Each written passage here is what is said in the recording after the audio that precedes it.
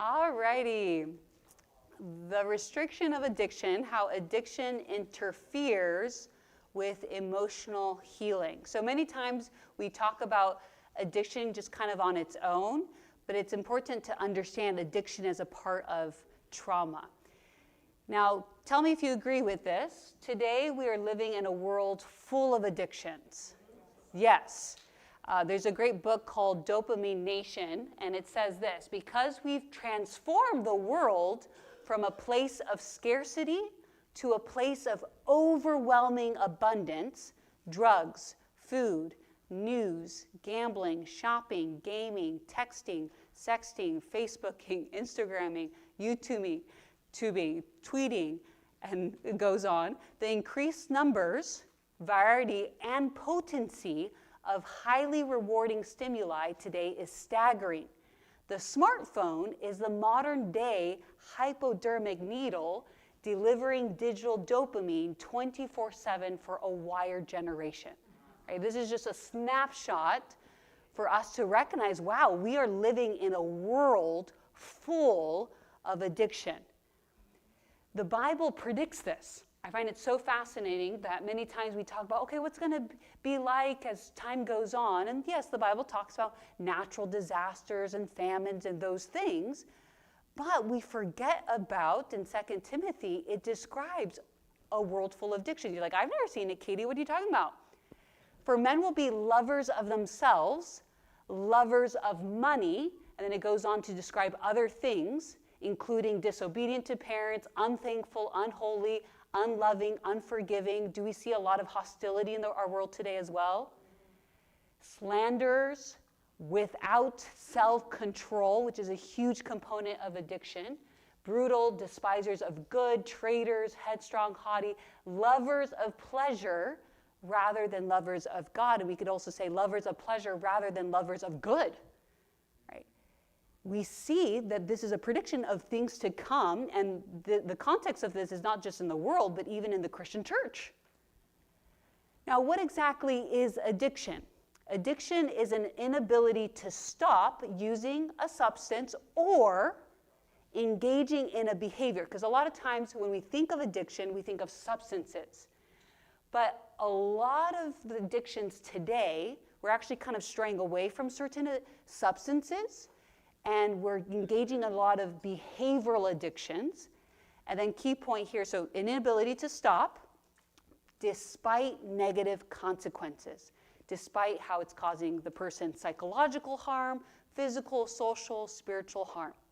This is a handout I often give my clients, and it says at the top, in case you thought you had no addictions, here's a list. And notice how long the list is. Now, I boiled it down into the top 12 that I see in practice. Number one, substances. Now, this also includes, I'm not going to name all the ones, but marijuana and caffeine. Why did I highlight marijuana and caffeine? What's really fascinating is when I was in graduate school, it was very clear in the research marijuana was bad. And then you started seeing a shift, even at the grad school is about 6 years, and I started seeing a shift, and marijuana is being used to treat epilepsy and other things, and there was a shift in the culture. You see this all the time. You saw this with alcohol. At one point, alcohol was known to be bad, and then it became socially accepted. We saw this even with smoking nicotine. Even research at some point saying that nicotine was actually healthy for you. It was recommended as a health thing. And so we see this change by culture, and another part of marijuana that's been on the rise is vaping. And what's really sad is that a lot of kids are becoming addicted to vaping, thinking, oh, it's harmless. Caffeine is another drug. It's a drug, and yet, how many people are addicted to caffeine? Caffeine is one of the things that it's so linked to panic attacks. And a lot of my clients can just simply cut out caffeine and significantly reduce their panic attacks. Media and entertainment, this one is a given. And notice how many forms: video games, TV, movies, social media, internet, texting. But now I've had to include, I had to update my slides to include politics. People are addicted to politics. So you remember the definition of addictions? Inability to stop. Some people are unable to turn off the news despite negative consequences. Now, this might sound like a joke or something to laugh about, but it's actually serious. I have couples, their marriages are rupturing because of politics. And it's like, wait, what? Like, oh no, friendships. The world is being torn apart with relationships because of the addictive quality of politics. And that's going to be linked to something I share next.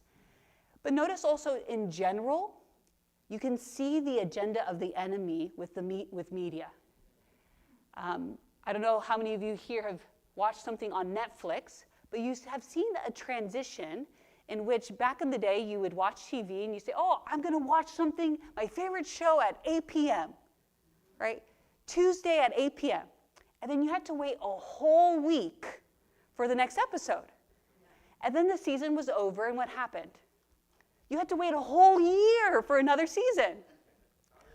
But what has happened on Netflix, not just in general, but Netflix went from, okay, you watch something, it was fine, to now, what happens after an episode? Does anyone know? It's not just a series, but it automatically goes to the next episode without you clicking. Back in the day, you had to go and find the next episode. Even that delayed the gratification. But they're making it easier so that you become addicted. This also applies to Amazon. How hard was it to bring out $20, right, and maybe count the dollars and be like, oh, there goes all my money to something. Instead, we have credit cards, but now we don't even have just credit cards. Our credit card information is just there. So all you got to do is add to cart. Some of my clients have said, I have no idea who bought those packages. And some people, this is serious, have a shopping addiction to the point where they order all these packages and they never even open them because it's not about the shopping itself. There is an agenda that's very clear behind these things. There was a documentary called The Social Dilemma where they looked at how there have been neuroscientists and others who study the brain to find out how to hack the brain for social media. So Reels, I never thought I'd see this. My mom has started to watch Reels. She's not a tech person at all. And if you know about Reels, they become short. They're just like 30-second clips of things. And then you just swipe. Keep going to the next and to the next and to the next. They call it doom scrolling. But what's also crazy is they study how long you look at that reel. And the longer you look at it, well, guess what? It's going to pump you more reels of that same information. When I was planning my wedding, guess what all my reels were about? Well, I can ask, what do you think it's about right now? Pregnancy, right? Because they know, how do we get people addicted? Sex, pornography. Think about back in the day, someone had to drive, right, to either a saloon or to even a store and go through the shame of trying to purchase pornography. But now it's in your pocket. These things are no accident. We are being set up for addictions. Love, we think about sex and sex addiction, but codependency is an addiction. People are codependent upon others. Attention seeking can also be an addiction. Work. This is one of the most socially acceptable addictions. Overworking. This can also apply to people who are in ministry or missionary work in which, in the context of trauma, we overwork as a way to hide from our wounds. And busyness is a great way to do it. You'll see that also in society today. We're overly busy. Shopping and gambling. Food, right? That's a common one. And what's so hard about the food addiction is you can't abstain from food. So that one's really hard. You can't be abstinent from food, but it could include binging or even the opposite, over control, where people are OCD about eating healthy in an extreme way. Cleaning, over cleaning, and then the opposite, hoarding, is an addiction. Sleep. I don't know how many of you heard of the trend on TikTok for young people called bed rotting. Have you heard of this? Where kids are teenagers, especially Gen Z, are saying, oh, I'm going to stay in bed all day for my mental health. It's good for my mental health. Now, there's some truth to it where they're fighting the older generations who overworked. But you go from one extreme to the other. Oversleeping as a way to escape from pain. Spiritual practices. There's a form of OCD called scrupulosity that's related to spiritual practices. That is a form of addiction. Sports and exercise, which you notice, even good things can become addictions.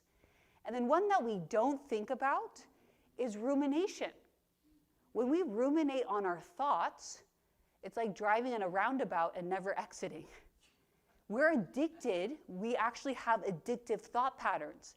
That can include imagining or fantasizing. Gossiping has an addictive quality, or even replaying our suicidal thoughts.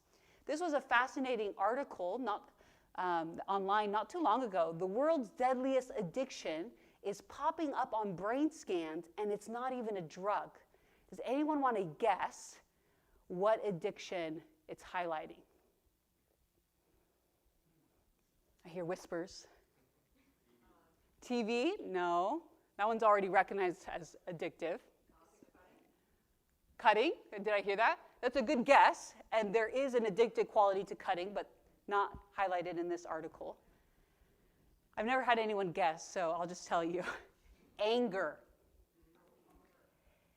On brain scans, they're recognizing that anger has an addictive quality. This is why a lot of people can stay in anger loops where this person did this to me, and this person, and this person. And what happens is often, too, we imagine retaliation and revenge, and that gives us a sense of dopamine. And so we continue to think about it and feel justified in our anger. And this is why resentment, the word resentment means the root word resentir. If you know Spanish, right, to refeel, it's you're holding on to anger and refeeling it over and over and over again.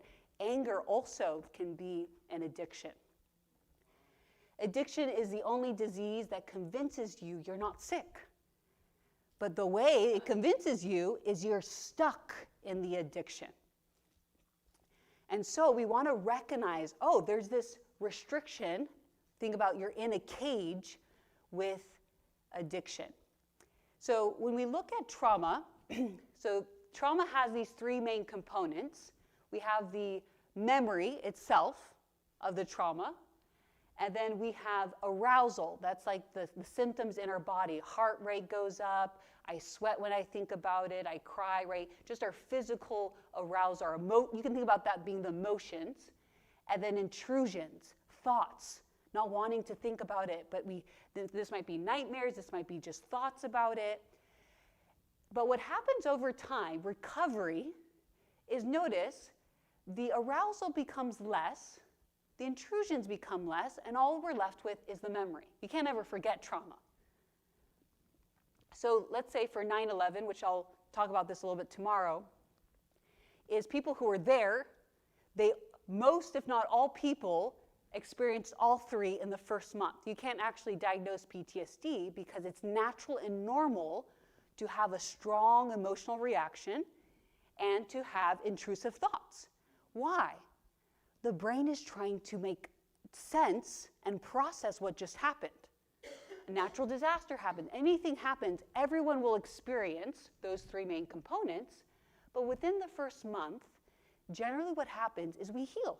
We process it, and trauma stores in our brain as fragments. And so we need to put it all together into one cohesive narrative, and then all that's left is the memory, with very few emotions and very few intrusions. So the question is, what gets in the way of recovery? If we naturally heal on our own, our brain is designed in a way to heal from that trauma. Same thing if I get cut, right? I'll heal naturally. But what gets in the way? We call PTSD a fail to recover diagnosis, because we naturally can recover. And what gets in the way? avoidance. So, avoidance. Let's talk about avoidance for a moment. These are pictures of kids playing hide and go seek, because this is how we are when we avoid, where we think, if you have children, if they can't see you, you can't see them. Does avoidance really work? So addictions, one of the strongest ways to avoid, help us to avoid, escape, numb, and dissociate from our fears, our struggles, and our traumas, etc. But like these pictures, does addiction really help us avoid? Does the problem really go away? Gabriel Mate, I referenced him earlier. Most people who are addicted are not addicted to drugs or to substances. It's not really the substance. They're addicted to escaping pain. They're wanting to avoid the pain.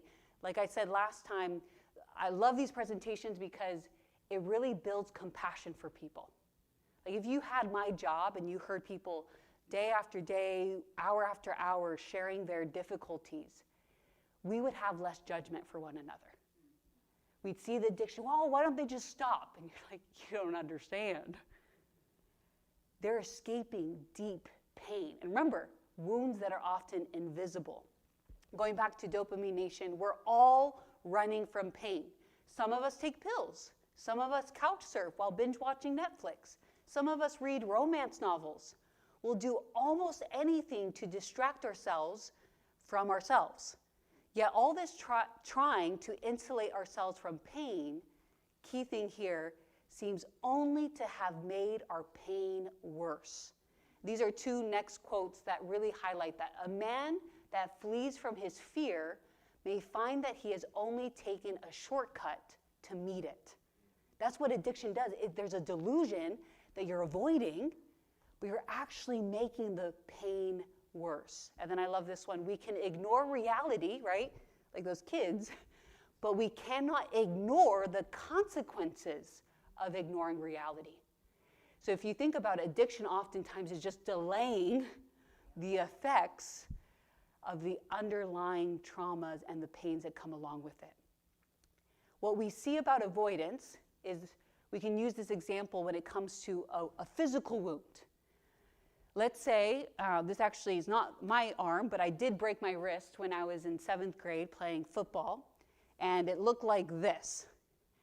Now, if I was too afraid of dealing with the pain and the hurt to go to the hospital, what would eventually happen? It would heal. But it would heal incorrectly. And what would happen is I would start having pain and a lot of problems, dysfunction, because I avoided the initial pain. But then guess what happens? And maybe I take painkillers and other things to just numb the pain. But eventually, what do I need to do? You need to go to the doctor, and the doctor will re-break it. I often tell my clients, therapy in the very beginning is often harder. Things actually get worse before they get better because we're re-breaking the bone. We're making the trauma resurface, but remember, it's already there. We're just trying to heal correctly. So when we have a wound, we're talking about a psychological wound here, we have either the option of proper care, where in the event of what I mentioned, the threefold symptoms there, we can process it. We can face the trauma, understand it, process it, make sense of it. Why did it happen? And we can treat it, clean it, disinfect it, bandage it, etc., which would result in rapid and complete healing. Or we can neglect it. We can ignore it, hoping it'll get better on its own, but often resulting in slower or no healing or even infection.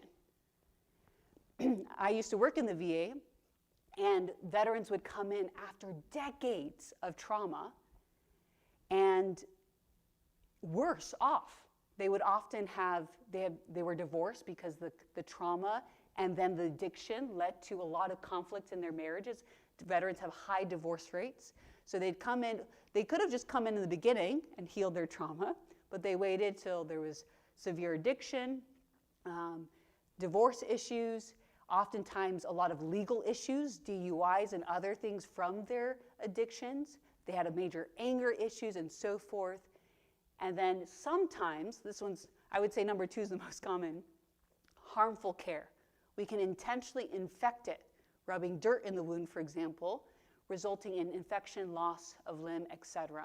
This is where people do things to intentionally harm and hurt themselves in a way that makes it worse. So if addiction is restricting healing, and a lot of people, let me actually throw this in there, we have to also be careful with prescribed medication. Because some of my clients will say, oh, I'm doing fine. And because they're psychotropic meds, their meds for their mental health, are numbing their symptoms that show them symptoms are signals built into our bodies to tell us something's wrong. Think about pain. We don't like pain, but what is pain? It's a signal. And sadly today, again, living in a world of addictions, we have a headache. What do we do typically? Most people. You take medication. But what is it a signal of potentially? Dehydration. What else? Stress, tension, poor sleep. Many different factors that if I pop the pill, do I address the dehydration? Do I address the sleep, the stress? So you're prolonging the pain, and we need to recognize and actually welcome pain as God's gift, as a signal of what do I do to heal the root. But addiction masks it, and so before we talk about the next steps of trauma healing, we need to remove the addiction. We cannot heal if we don't remove the addiction. So the rest of the presentation is, how do I overcome addiction? Good news is addiction is the only prison where the locks are on the inside, meaning you do have the ability to overcome. And someone shared with me earlier, I don't see her here, but that her husband overcame addiction, right? There are so many stories of individuals who have overcome addiction. One of the most common treatments are through the 12-step program. And so I've used that to kind of guide the presentation, but I've summarized it into 6 steps. So I'll reference some of these steps, but highlight the most important. So step number 1 of my steps that I think is most helpful, it seems very simple. Accept and admit that you have an addiction. That's really the place to start, because many of us are in denial. Oh, it's not that bad. And I'm like, really? Like, okay, I'm not going to challenge you right away, but accept and admit you have an addiction, including the damage that it's caused. And these are from steps 1, 4, and 5 from the 12 steps. Where notice, we admitted we were powerless, or we made a searching, an inventory of ourselves. Like, you have to reflect within. We admitted to God, to ourselves, to another human being, the exact nature of our wrongs. We have to admit that we have an addiction. So simple in the sense of straightforward, but difficult to do. Step number 2. Understand the roots and consequences to your addiction. Many people are just like, okay, I have an addiction, I just need to stop. Right? January 1, I'll stop. Monday, I'll stop. I don't know, it always starts with Monday. Right? Well, next Monday. But unless you understand the roots, then you're not going to really address it in a way that's long-lasting.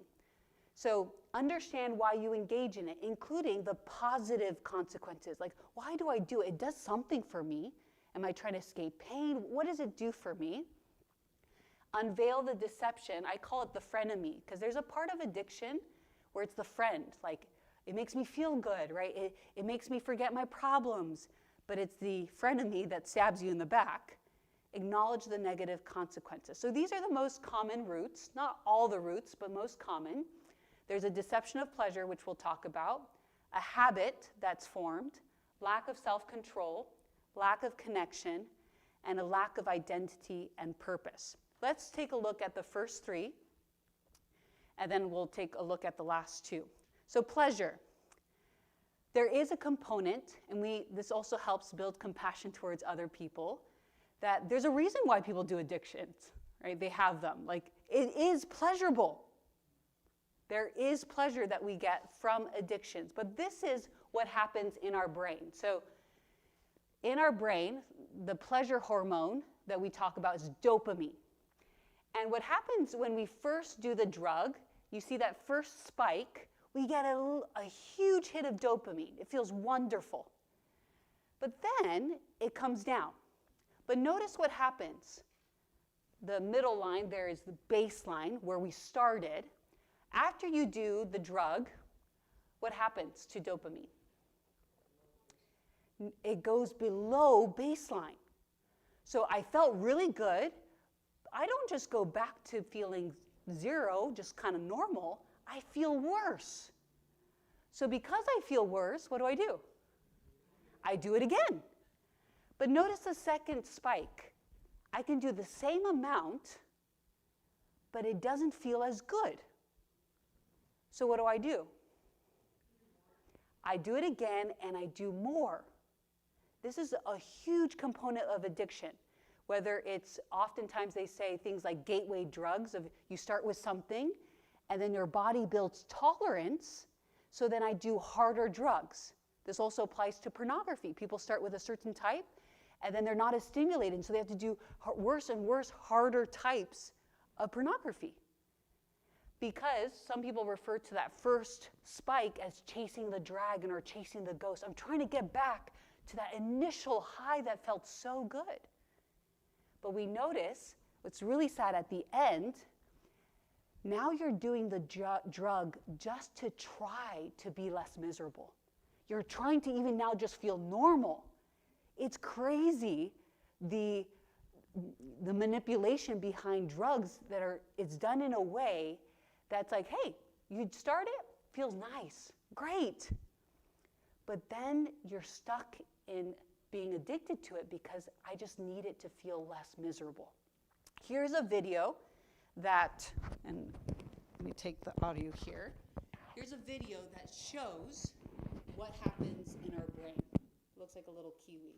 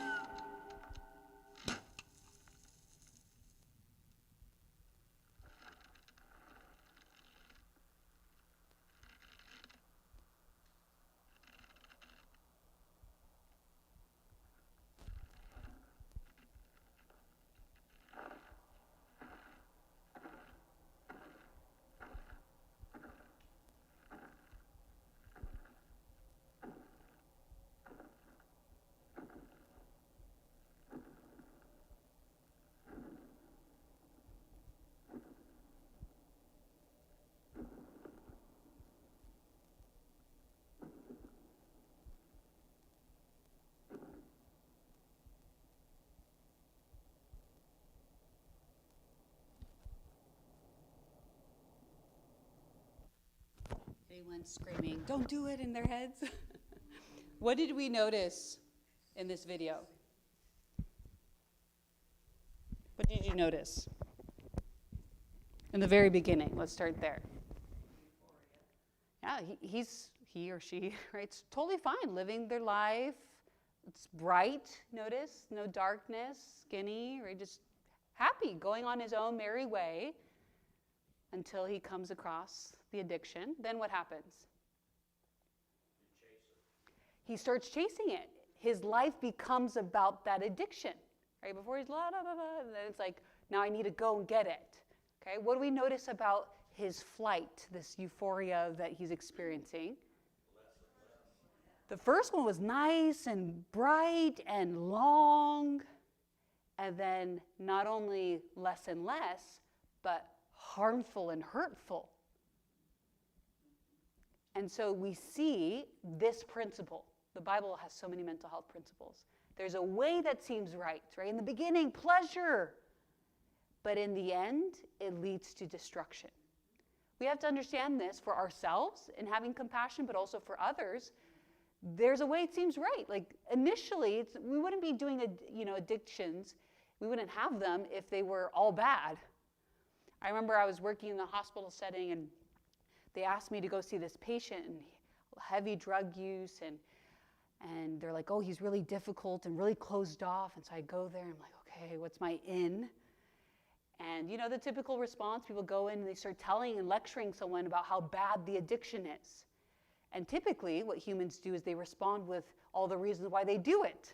That's why they say with motivational interviewing, you shouldn't just be like, hey, you shouldn't smoke. You should be like, I understand why you do it. So I went in and I was like, yeah, I've heard you do this. I'm like, makes complete sense why you do them. He's like, what? It threw him off, right? But until I aligned with him, telling him I understood, right, because he had a lot of pain and trauma, then he himself offered, but I want to get over it. Like, it's hurting me in these and these and these ways. I didn't have to volunteer that information. He knew. But it's understanding that there's a way that seems right. And the end, there's destruction. And so we can also learn by science, saying, hey, God has forewarned us. I don't need to try it to know, right, that the stove is hot. The other component of that was pleasure, is habit. So first the enemy gets us by pleasure, but then a habit is created. So here are the three main components of a habit. A cue is what kicks the brain into an automatic mode. Then we have a routine. This could be physical, mental, or emotional. And then we have a reward. This is a prize that tells us, hey, do this again. So here's an example. I'm stressed. It's a cue. Many times people turn to then alcohol. That's the routine that they start to build. And what's the reward?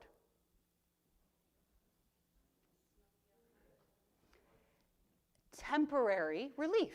Now, there's relief. That's why people do it. Keyword, temporary. But what's so crazy is the more the habit is formed, if I drink alcohol every single day as I come home from work and I sit in my recliner, then what happens is the cue is not just stress anymore.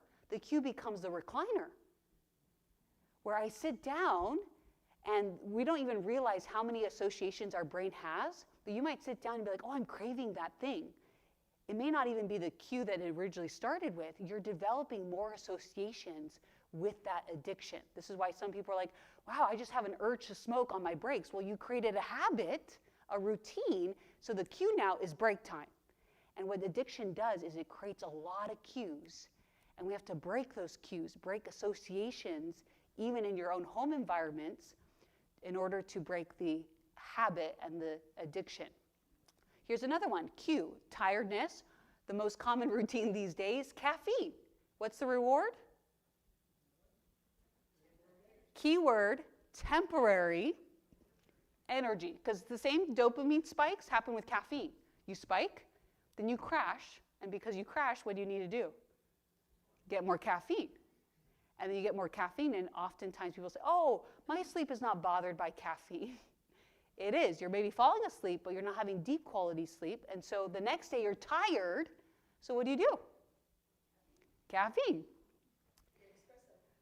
Exactly. Loneliness is often a cue. People turn to pornography. What's the reward?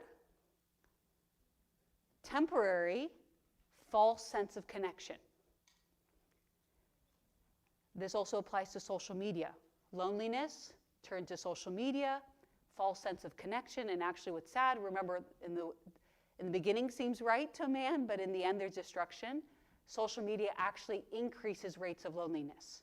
So you think you're connecting, and what's really sad about the young generation today is they're having a lot of their connection through text messaging and through DMing and other social media. They did a study where they looked at the hormone oxytocin, which is the love hormone. How much connection do we sense when we talk on the phone versus texting? Which one do you think our body released more oxytocin for? Talking on the phone. What they didn't expect is actually there was no release of oxytocin for text messaging. Your brain does not think it's connecting through text messaging, which I don't know about you, but I feel connected when I'm texting someone, but your body doesn't, because our body needs sensory details, including the voice, right? FaceTime is better because then you get the voice and the face. But these days, we think we're connecting with people. Oh, I connected with my high school friend, and it's a false sense of connection. That's why people are feeling more lonely. Then there's the self-control element of addiction. How many of you here have heard of the marshmallow experiment? Okay, if you haven't, YouTube it. It's very cute. It was originally done in 1972, but they've done some newer renditions. And what they did was they put a marshmallow in front of a kid, and they told the kid, if you don't eat the marshmallow, when we come back, we'll give you 2. Now, I don't like marshmallows, so this wouldn't work for me. But a kid is like, I really like marshmallows. The idea would be delayed gratification. But what they found was a mixed bag of some kids who had the self-control, and they waited, and they got the 2.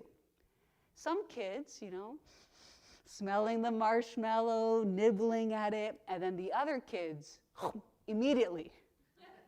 Right? It's a measure of self-control. Can you control yourself, especially in light of a bigger prize? The Bible says, like a city whose walls are broken down through is a person who lacks self-control. What is this saying? It's ancient language. If you think about a city back then, the walls were their form of protection. It's saying a person without self-control is completely vulnerable to your enemies, to just bad things happening. Self-control is essential. Abraham Lincoln said, discipline, or we can say self-control, is choosing between what you want now and what you want most. And I like this visual. It's the same quote, but thinking about short-term gratification, immediate gratification, or delayed. Addiction is, I want that and I want it now.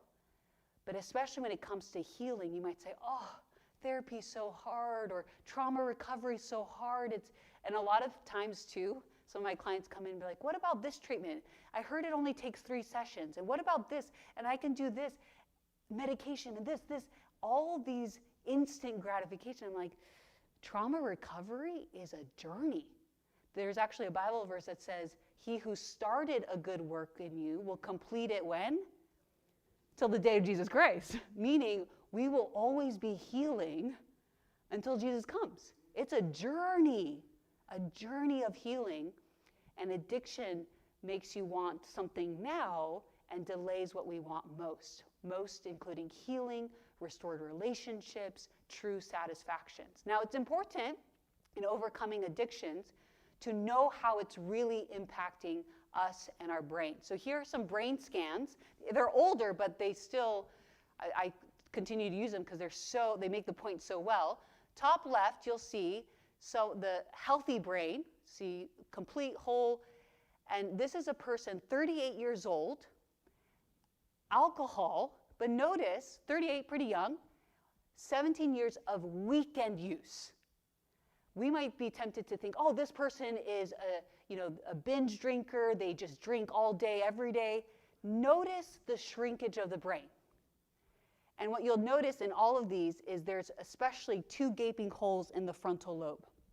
Now, on the bottom left, you'll see there is actually marijuana. And marijuana use as well. Well, the top one was marijuana. The bottom one's alcohol. Excuse me. But what we see also is shrinkage of the brain. So people were saying, oh, marijuana's fine, right? Alcohol is one of the most socially accepted drugs there are. And again, with both the alcohol and the marijuana, both of them weekend users. Not even, I can't even imagine what it would look like, the brain, if it was significant abuse of these drugs. And then the right picture summarizes a lot of other ones. You'll see there marijuana, smoking, opiates, cocaine, alcohol, meth. Even sometimes you have to be careful. Some people use a lot of benzos, especially for significant anxiety, Ativan, Xanax. And those are really helpful in the moment to calm down your body. It really works. But it has chronic impact on your brain for long-term use. It was never meant to be used ongoingly. And this is why actually benzos are actually also highly addictive, because it has a strong impact on the brain. And there's a lot of cognitive deficits in people who have been using it for long periods of time. So even prescribed drugs can have negative long-term use on the brain. What's benzos? Benzodiazepines. So those include Ativan, Xanax, and other ones. Yeah. Now, we think often, oh, those are substances. What about things we do? Here is a scan of a brain who has an addiction to pornography. And it's comparing it to heroin, which we have demonized heroin. Like, oh, I would never do heroin. But which one looks worse? Pornography, right? Isn't that shocking? I would think if there was something that you put into your body, like ingested, like a substance, would be worse than pornography, just something that you're seeing. But what we see, what we do, also impacts our brain. They did a study, an older study. Originally one was done in 1948, and then they redid it in 1995, where they looked at different drugs on spiders and how it impacts spiders. So you see a normal spider web, if not on drugs, it would look in that pattern. And then they gave a spider LSD, look at the disruptive pattern. Marijuana, we also see. Sleeping pills, interestingly enough. Caffeine, look how disorganized caffeine. You would think caffeine helps with focus. Caffeine helps with concentration, right? Benzodrine, another one. And benzodrine is often used for different things like narcolepsy and depression and so forth. It's an older drug. But it was just fascinating to even see the effects of spiders and how they spin their webs. And what do these addictions have in common? The thing that's most in common is it attacks the frontal lobe. So think about what we talked about in the last presentation. By trauma, your frontal lobe is already weakened. So then you add another layer of the injury. So if my frontal lobe is already weakened, remember, it's the knuckles here, and then my other areas are strengthened, the addiction is trying to numb pain, but what it's actually doing is it's making your frontal lobe even worse and damages the frontal lobe. Now, I briefly mentioned it, but well, what is the function of the frontal lobe? Decision making, okay? What else? It's multiple things. So reasoning, logic, empathy, yes. Morality. So not just any kinds of decisions, but also moral decisions. Think about the frontal lobe as the CEO of the brain. It's the command center for all major things. Attention, decision-making, planning, including inhibition. What does that mean? To tell yourself not to do something. You're like, oh, that cookie, I really want that, 10th cookie.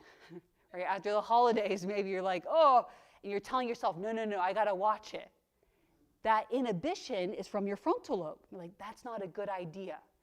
So remember, with trauma, you might be more impulsive, Well, with addiction, it makes you even more impulsive. And what's interesting too is that the frontal lobe helps regulate emotions. We talk about a lot about logical thinking with the frontal lobe, but it's the brakes, as I mentioned before, to your emotions. So if I don't have my brakes, I'm not regulating my emotions. And so here you are struggling with your emotions and strong emotions from trauma and other things, and then you're inhibiting the very center that could help you. So think about coming to therapy, and you're like, oh, Katie, can you help me? And I'm like, if you're having certain addictions, I can't help you regulate your emotions because the very center that I need to work with is inhibiting that. So we want to turn on the frontal lobe and ensure that we're able to then have the CEO working properly. Also notice that it's our place to connect with God. So it's not surprising that the enemy, through all these different forms of addiction, his main agenda is to attack the frontal lobe through trauma and then also through addiction. So understanding those elements of addiction really encourages and motivates us to say, I got to stop. I hope that if you had any of those addictions on those lists and you're hearing this, you're like, I got to stop. I can't keep on flirting with the addiction anymore. But also, and we'll briefly talk about this, we'll talk more about this tomorrow, is trauma really impacts our sense of connection and identity and purpose. And this is why we often turn to addiction. So here are a couple of quotes. When a person can't find a deep sense of meaning, they distract themselves with pleasure, with addiction. This was happening a lot with our younger generations. They're lacking meaning and purpose, so they turn to addiction. What you lack in vertical awe, connection with God, you will fill with horizontal addiction. And then I love C.S. Lewis. He says, human history is a long, terrible story of man trying to find something other than God which will make him happy. Right? We have this God-shaped hole in our hearts that we're constantly trying to fill with other things. And someone was just telling me a story about someone who's just like, I tried it all. And they're like, I just got to a point where I'm like, I'm really just tired of the addiction. And normally people hit rock bottom and then they start overcoming the addiction. This person didn't hit rock bottom in a sense of their life went wrong. They're just like, I got bored. And if you think about Ecclesiastes, is Solomon, he was, studies, like scholars have looked at this and they're like, yeah, he had a lot of addiction, sex addiction, opioids. He would have tried everything. And he's like, nothing fulfills you unless you connect with God. Step number 3, be fully committed to overcoming the addiction. You have to hate the addiction, stop flirting with it, in order to overcome it. This is really important. If you're like, oh, Katie, I'm 99% in, it's not going to work. The addiction is too big. We have to realize how powerful addictions are. You have to hate the addiction. A couple of quotes here. Before you heal someone, ask him if he's willing to give up the things that made him sick. But what we're doing is like, Katie, I want help, I want to overcome, but we're holding on and we're flirting with the addiction. A great example of that would be, I've had clients who are like, okay, I'm ready to quit nicotine. I'm like, great, let's get rid of the ashtrays. Oh no, I can't get rid of the ashtrays yet. Or this is a bigger one. Okay, I'm ready to be done with alcohol. Okay, let's pour it down the sink. Oh no, do you know how much it costs me to purchase that? And you know, what if, or the whole, oh, I just bought a carton of cigarettes and they're not willing to throw it away. Well, what is that telling me? You're not fully committed. So are you willing to give up the things that make you sick? There's this parable, it's kind of using parable language. This next one I'm going to talk about is a parable. A principle that says in the Bible, if your right eye causes you to sin, tear it out and throw it away. And then it later says, if your right hand causes you to sin, cut it off. Now, are your eyes good? Right? Are they valuable? Do you like them? Yes, your right eye, right?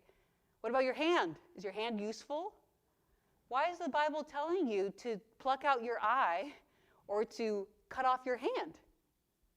It says, right, for it's better that you lose these things than that your whole body go into hell.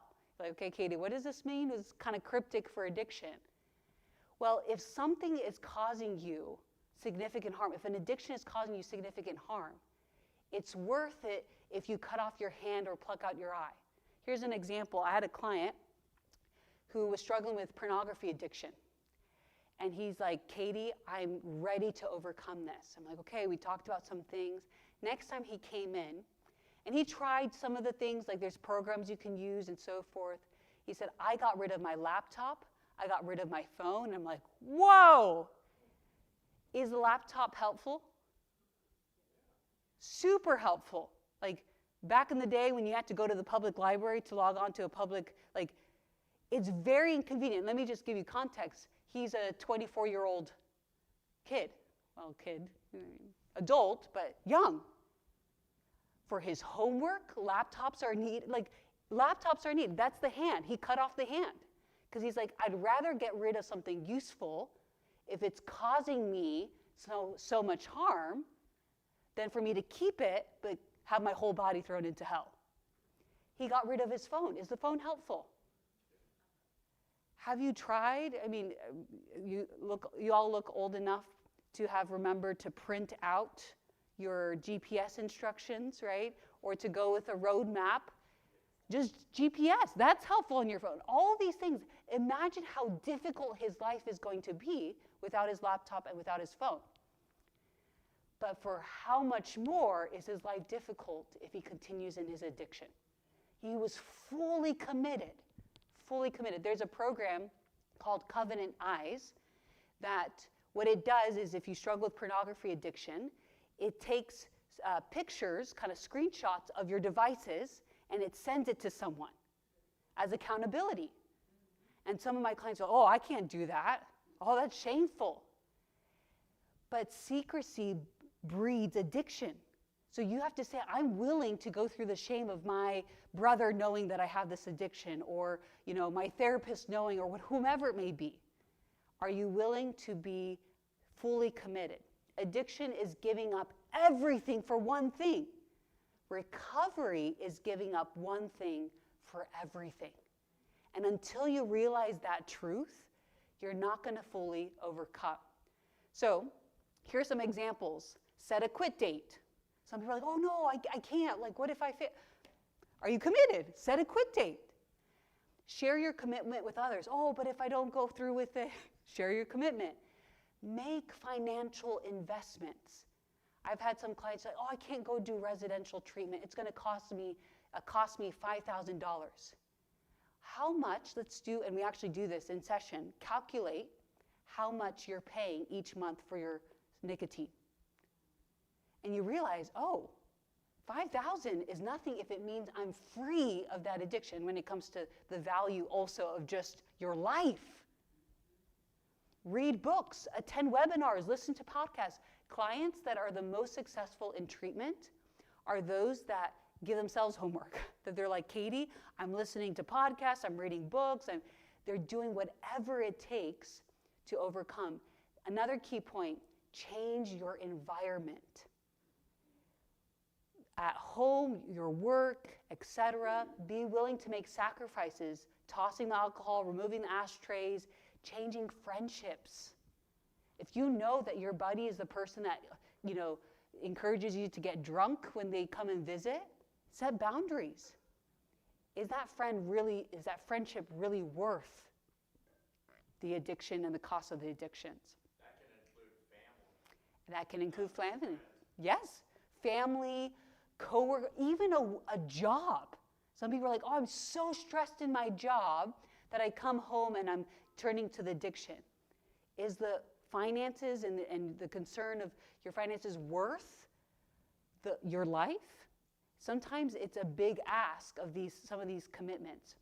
And it's recommended at least 1 month of abstinence for success. What I mean by that is some people are like, well, I can just go down to 3 beers a day, right?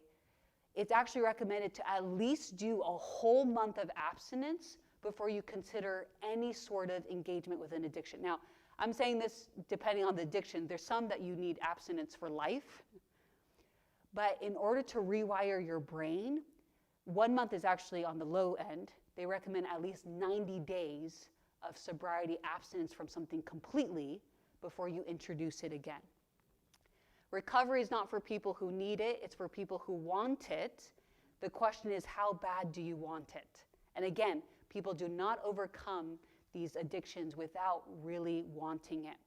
Step number 4, aim for abstinence, but learn from relapse. This is really important because a lot of people, they're like, okay, I'm going to be abstinent.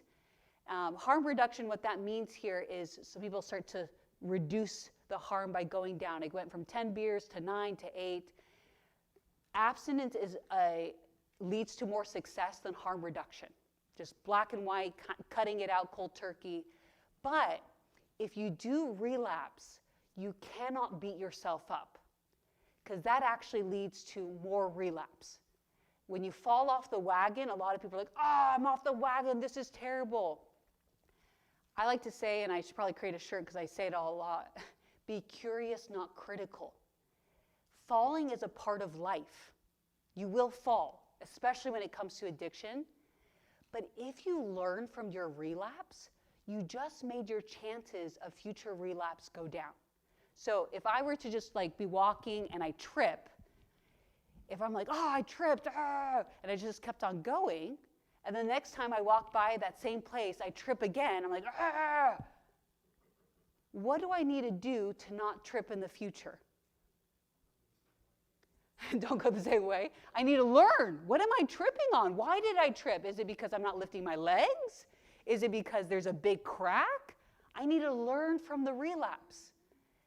And when clients come in and I'm like, okay, yay, you relapsed. They're like, what? Because we get to learn something about you. Oh, that time your vulnerability was your sister? Okay, what boundaries do you need to set with your sister? Oh, that time was you thought you were strong enough to be in an environment with alcohol and you relapse? Okay, we learned something about yourself. It's data. It's very valuable data. So be curious, not critical. And when you do have success, make sure that you celebrate. Because too often we're so hard on ourselves. This is something we do in therapy, is basically you see the problem behavior, but there are things that lead up to it. So learn. What made me vulnerable? And it can be something as simple as, first, I didn't sleep well, and sleep impacts my frontal lobe.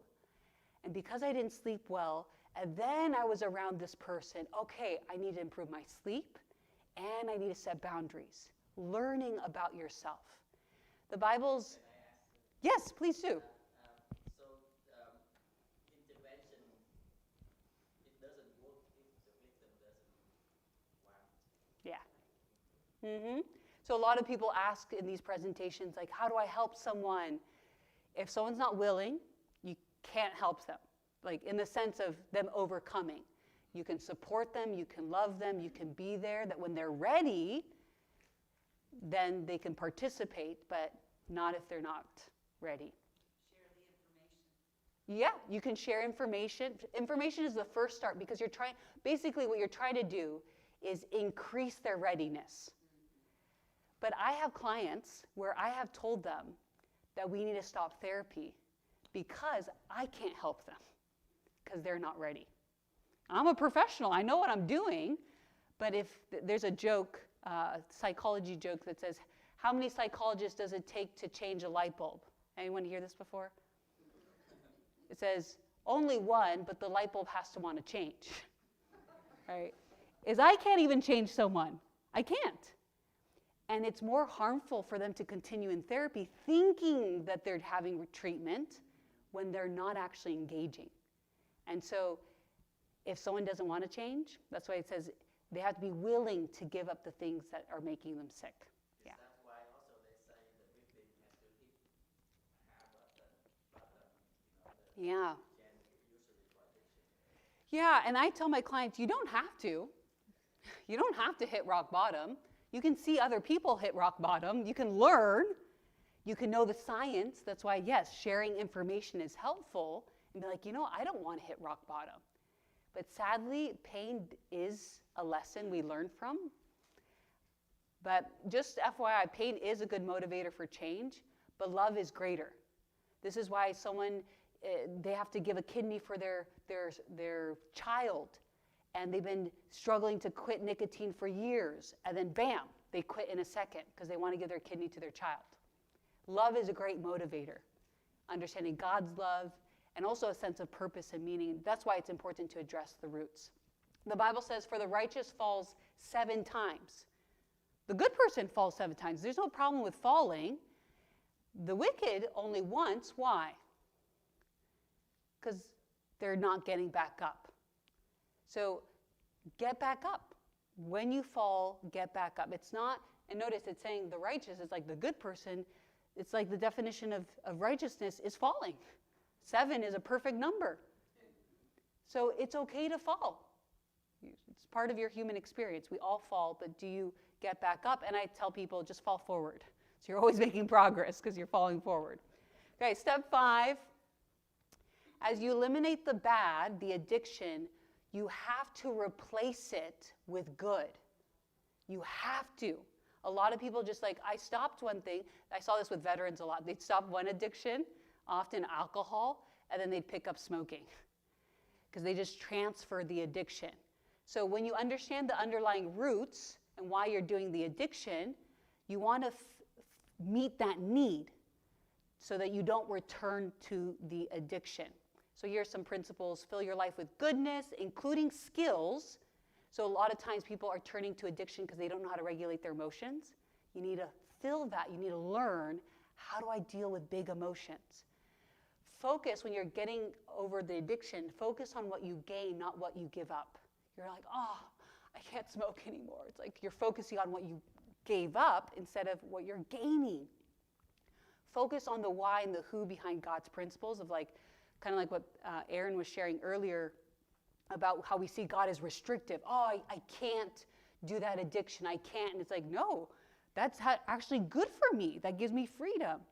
And key principle is you have to start small. So here's the parable that I was thinking of earlier, where it says that this man had a demon leave him, and then he didn't fill himself with Christ. He didn't fill himself with good things. And what happened? Does anyone know the parable?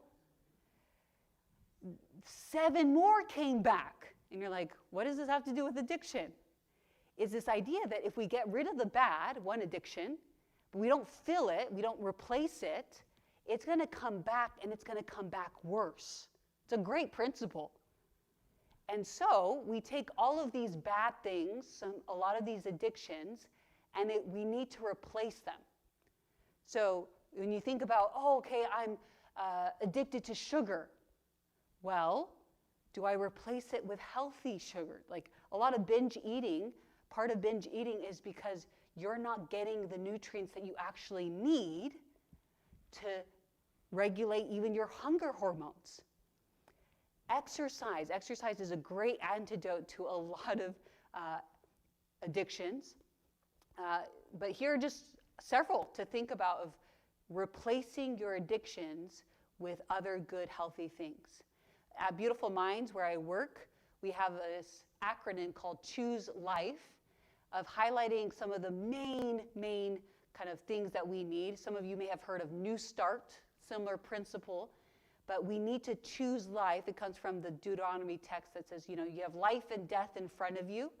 Choose life, right? You have addiction and you have these health principles. Choose life. But I often hear this, but Katie, these health principles are too hard. But I want you to think about this. Yes, being healthy and fit is hard, but being unhealthy is hard. Connecting with people or setting boundaries is hard. Unhealthy, toxic relationships are hard. Forgiveness is hard. When people tell me, oh, Katie, you can't ask me to forgive someone, especially when it comes to trauma and someone, being the perpetrator. Well, living in resentment is hard. Then the healing journey is hard. Living in depression is hard. Recovery is hard. Regret is hard. And we might even say even harder. Overcoming addiction is hard, but living in the restriction, the prison of addiction is harder. So we have to choose your heart. Sometimes we try to portray these health principles as like so easy. But for one, sometimes it's completely foreign to people. Two, it's hard in changing habits. But we have to realize it's harder to live in these unhealthy ways. And so you have a choice, right? Do I take, as the world is living in addiction, the route that a lot of people are taking? It's the easy route. Or do I take the path less traveled? But when you do, to make the hard less hard is you have to start small. Right? Rome was not built in a day. Well, you have to start with something small in order to hack the habit loop. Think about something that you do without thinking anymore, like driving. I remember the first time I drove, was that hard? Like the pedal felt so strange. It wasn't a habit, it wasn't a loop in my head. In other words, we have pathways in our brain. It was not a pathway. I had to create the pathway, and then the more and more that you do on that pathway, it becomes automatic. Now, sometimes I'm driving and I'm like, I don't even remember if I stopped at that stoplight. It's so automatic that I'm like, Katie, you actually got to try harder to focus. Think about the things that were once hard that are now easy. It started small. I didn't get into the car and just automatically drive well. I had to reinforce that habit until it became something secondary. So going back to these examples is we would switch out caffeine for sleeping well. And notice it went from temporary energy to lasting energy. You're removing the bad, but increasing the good.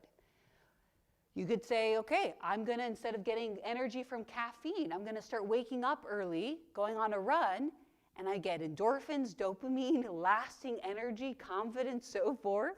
Hard, but something that my brain can create. I loved watching stories of people who were not exercising at all or not even active, and maybe 300 plus pounds, and then they completely transform themselves and they're just an active person, right? It's possible.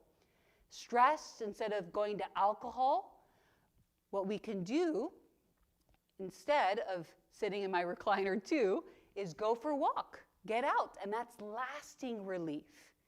And then instead of the loneliness turning to pornography, we can call a friend, right? Actually addressing our needs in which we then get true connection. And this is, again, the idea of neuroplasticity.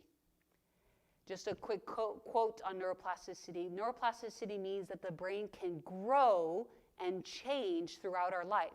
Old self-destructive neural pathways can be diminished, can die off, and new, healthier ones can replace them. God is so amazing that he's created our brain in a way that no matter, this is why you meet people and you're like, what? You used to be addicted to cocaine? Wow, they've changed their life. How? Through our brains and our body's ability to heal itself, to rewire. Now, I love this principle. It says, no one after drinking old wine wants the new. They say the old is better. So just know that when you first change these habits, you're not going to immediately have the habit. You're not going to immediately like the new habit. It's going to feel odd or foreign. Person who used to be accustomed to the old wine is like, I don't really like the new one at first. But it does take some time. And then the last step, and this is one that I'll emphasize tomorrow as well, is what do you think all successful weight loss programs have in common? That's weight loss, but then also addiction programs.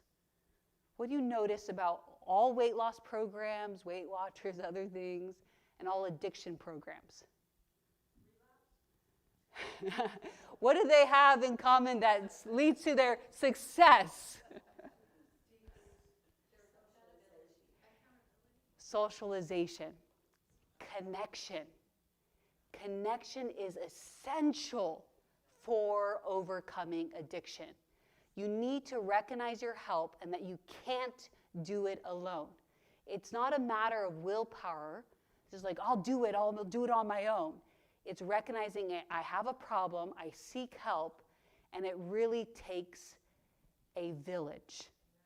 And that's why what we see, we'll say the first part of connection is with others. And this is a TED Talk. I'm going to just show a clip really quickly. It's a short clip of why it's important to treat addiction through connection. Almost everything we think we know about addiction is wrong. You get a rat and you put it in a cage and you give it 2 water bottles. One is just water and the other is water laced with either heroin or cocaine. The rat will almost always prefer the drug water and almost always kill itself quite quickly. In the 70s, Professor Alexander comes along and he looks at this experiment and he noticed something. He said, we're putting the rat in an empty cage. It's got nothing to do except use these drugs. Let's try something a bit different. So Professor Alexander built a cage that he called Rat Park. They've got loads of cheese, they've got loads of tunnels, they've got loads of friends. But here's the fascinating thing. In Rat Park, they don't like the drug water. You go from almost 100% overdose when they're isolated to 0% overdose when they have happy and connected lives. Maybe we shouldn't even call it addiction. Maybe we should call it bonding. When we're happy and healthy, we'll bond and connect with each other. But if you can't do that, you will bond with something that will give you some sense of relief. What if addiction is about your cage? Because the opposite of addiction is connection. So this study, looking at the rats, you notice what he said, that they would always choose the drugged water, right? So we think about, addiction is just about the pleasure. But remember, at the root of addiction is a lack of connection. So when they introduced all these rat friends, it went from 100 to 0. And he, in this TED Talk, you can watch it on your own time, he goes into looking at other countries who have learned this, and instead of just saying, we're going to put laws to stop drug use and make it illegal, they try to address it from the connection standpoint, and when those countries did that, the rates of their addiction dropped. And so we have to understand that the root of addiction is a lack of connection. So that means I can't overcome addiction unless I have true connection. And if we go back to trauma, if we understand that trauma is the rupturing of connection, of course we're turning to addiction. But again, addiction is just magnifying and contributing to the very same problem. This is the delusion that the enemy has really set and trapped us in, thinking we're masking, right? We think that we're addressing that, but we're actually just masking it. But the last piece is not just connection with others, but connection with God. And it's very clear, one of the reasons why the 12-step program has been so successful in helping people overcome is they recognize their need for a higher power. Now, it's really sad, and I've heard people who have gone through, who have been in AA and others for long periods of time, and they're like, it's getting watered down. Before, it was like this higher power that this is God, and now they're like, you could just choose your own higher power. But I want you to see, all the ones I highlighted, they all have to do with God. So here are the few that we came to believe that a power greater than ourselves could restore us. Why? Because addiction is bigger than you. So unless you connect with a higher power, someone who's bigger and greater than you, I'm not going to overcome. We made a decision to turn our will and our lives over to the care of God. Admitted to God. God removed these defects of character. Asked Him, right? All these emphasis on connection with God. And that's where we understand, although addiction is hard, if I believe that I can do all things, not through my own strength, but through someone else who can give me that strength, and then that means I have this confidence that no matter how big the addiction, I can overcome. So these are the 6 steps. Accept you have an addiction, understand the roots and consequences, fully commit to overcoming the addiction, then aim for abstinence, learn from relapse, and then as you eliminate the bad, increase the good, and seek help. And what's so encouraging is that when we take these steps, God has built into us the ability to heal. Here are just a few examples They're smaller, but you can Google some of them and look into them. With quitting smoking, even just 20 minutes after quitting, your body starts to repair itself. 20 minutes. But depending on how long and so forth, you'll see that there's different levels. I'll just try to read here for you, if I can even read on my own screen. After 1 year, your risk of coronary heart disease decreases to half that of a current smoker. So you already, in just 1 year, half that. Then in 10 years, the risk of dying from lung cancer is also halved, and the risk of kidney cancer is completely decreases. So we see the body is repairing itself. 20 minutes, 8 hours, 1 to 2 days, months, years later. Same thing with alcohol. Is brain damage from alcohol reversible? Yes. I don't know about you, but I'm like, God is sometimes too gracious because we harm ourselves. We really harm ourselves. And yet, notice 14 days of abstinence, partial regeneration. 18 days, 63% demonstrate normal levels of cognitive function. A year later, 12 cognitive domains fully recovered. That's all the cognitive domains of our brain. Isn't that amazing? Neuroplasticity returns to normal during abstinence. And this also even happens with some of the drugs we see as the worst. Meth is one of those. And you see healthy control. 1 month of abstinence already starts to see more activity in those parts of the brain. And then we see 14 months of abstinence having very similar patterns as well. And so if you have struggled with addiction or if you currently struggle, know that there is hope.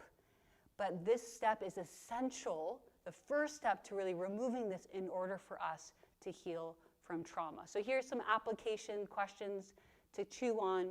What is or are my addictions that I want to change?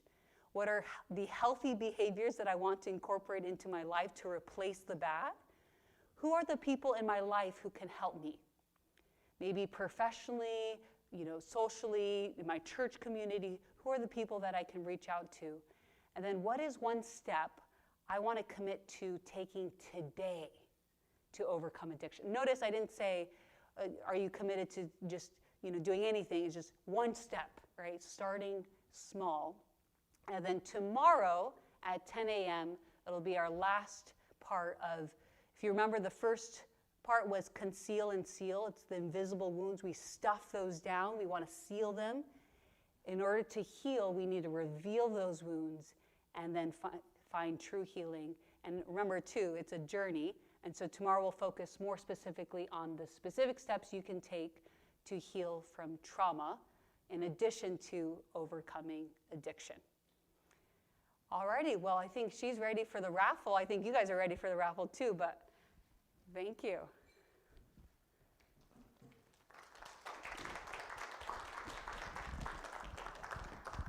Thank you so much, Katie. Those were very informative and hopeful too. So we have 4 books here, and we're going to do 3 drawings tonight. We're going to give away 3 books. And these are all, I think, on probably your recommended book list.